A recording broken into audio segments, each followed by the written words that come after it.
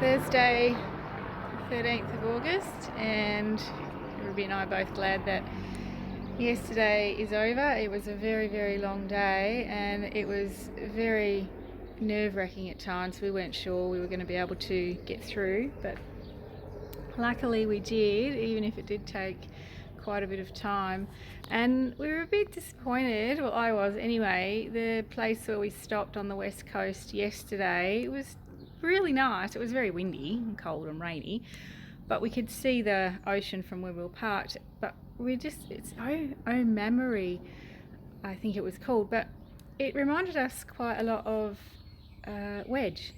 Of course there were houses, they weren't shacks, but so it was quite a bit flashier than Wedge, but the way it was laid out with tracks and roads and things that winded around were, it would have been nice to stay there. And Ruby made Thai green curry for lunch, which was just yummy, and now the camper van smells like an Indian restaurant, but that's okay.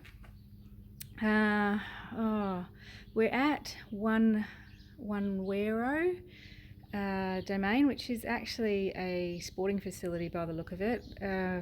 It was dark, so we missed out on the scenery on the way in, but it's kind of perched up here a little bit, and I can see a few mountains, and there was lots of houses as we came in. It's quite big. It's only south of Auckland. It's obviously just another suburb a little bit south. I think it's about 50k south.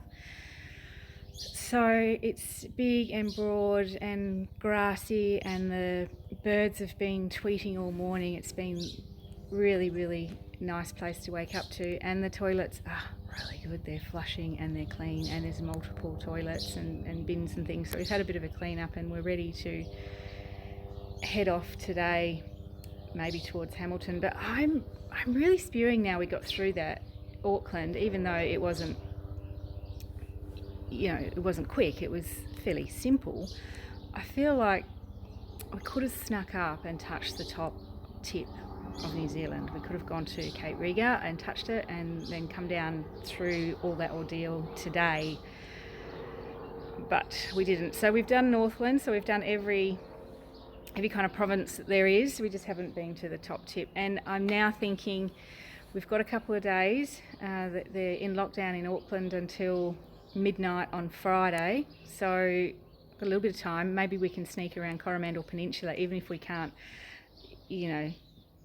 mooch around and check things out. We can at least drive it and say that we've done it, and then head down to Tauranga maybe and look at a job. But I'll have to chat to Ruby and see what she says.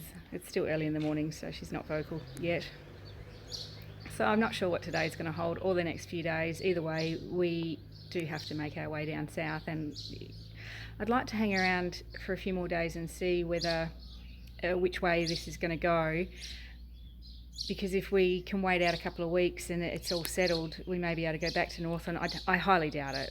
I don't think it's going to be that quick and simple, but I'll just hang around for a little bit and then see whether we got to commit to going back across the Cook Strait and into the South Island. I'm not sure.